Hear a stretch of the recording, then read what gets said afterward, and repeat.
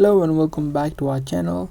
In today's video, I'm going to be showing you how to hide Instagram posts from someone without blocking them.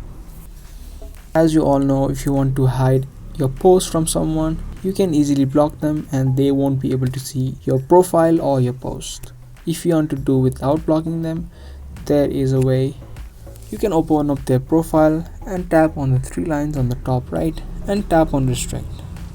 Now after you do that, their profiles from your profile will be restricted. Now whenever you post on your Instagram, they won't be able to see any of those posts. If you guys liked this video and found this video to be helpful, then make sure to give this video a thumbs up. That's gonna be all for today. Thanks for watching.